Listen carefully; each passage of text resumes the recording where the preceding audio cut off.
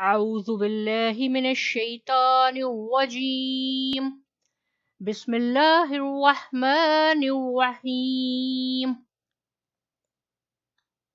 آج ہم سورہ بقرہ اسٹارٹ کر رہے ہیں جو قرآن پاک کی سب سے بڑی سورت ہے۔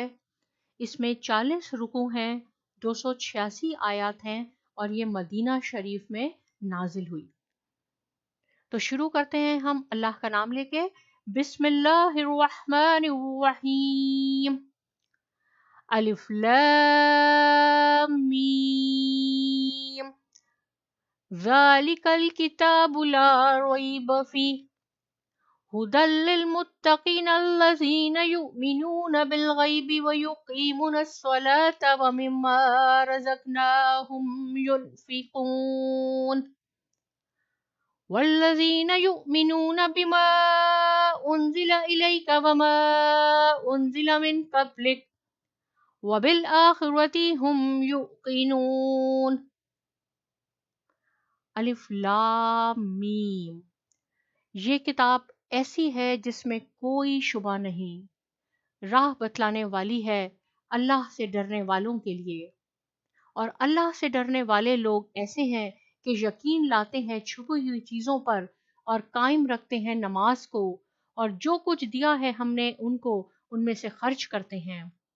اور وہ لوگ ایسے ہیں کہ یقین رکھتے ہیں اس کتاب پر جو آپ کی طرف اتاری گئی ہے اور ان کتابوں پر جو آپ سے پہلے اتاری جا چکی ہیں، اور آخرت پر بھی وہ لوگ یقین رکھتے ہیں۔ بس یہی لوگ کامیاب ہیں۔ الف لام میم، ان کو ہم حروف مقطعات کہتے ہیں۔ اور حروف مقطعات کا کیا میننگ ہے؟ اس کا میننگ ہے کہ اس میں 3 دیکھیں حروف تہجی ہیں، الف لام میم۔ ان کو ہم نے الگ الگ کر کے پڑھنا ہے، اس کو ہم نے علم نہیں پڑھنا۔ اور عربک کے حروف تہجی بھی 29 ہیں، 29 ہیں۔ قرآن شریف میں 29 یعنی 29 صورتیں ایسی ہیں جو حروف مقطعات سے شروع ہوتی ہیں، جیسے ہا میم قاف ہا یا عین صاد۔ تو 29 صورتیں ایسی ہیں جو حروف مقطعات سے شروع ہوتی ہیں۔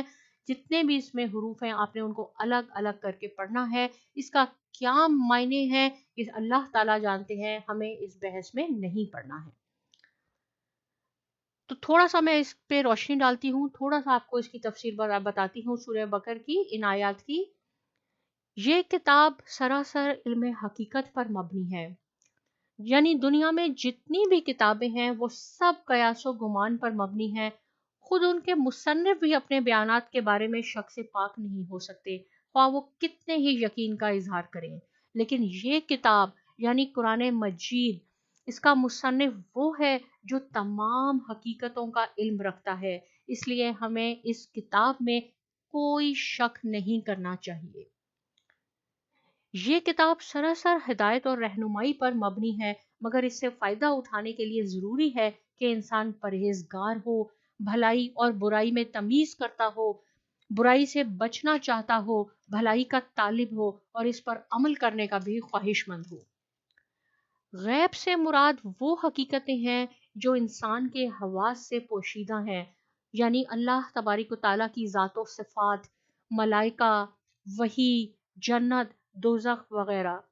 ان حقیقتوں کو بغیر دیکھے جاننا اور ماننا اور ان پر اور اس اعتماد پر ماننا کہ نبی ان کی خبر دے رہا ہے، ایمان ہے۔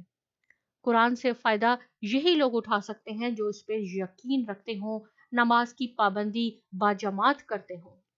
اور اس صورت میں یہ بھی فرمایا گیا ہے کہ انسان کو تنگ دل نہیں ہونا چاہیے، اس کے مال میں بندوں کے جو حقوق مقرر کیے گئے ہیں انہیں ادا کرنے کے لیے وہ ہمیشہ تیار ہو، تمام کتابوں کو برحق تسلیم کرتا ہو، حضور پاک صلی اللہ علیہ وآلہ وسلم اور آپ پہلے انبیاء پر یقین رکھتا ہو۔ ایسے ہی لوگ فلاح پائیں گے۔ دعا میں یاد رکھیے اور شکریہ۔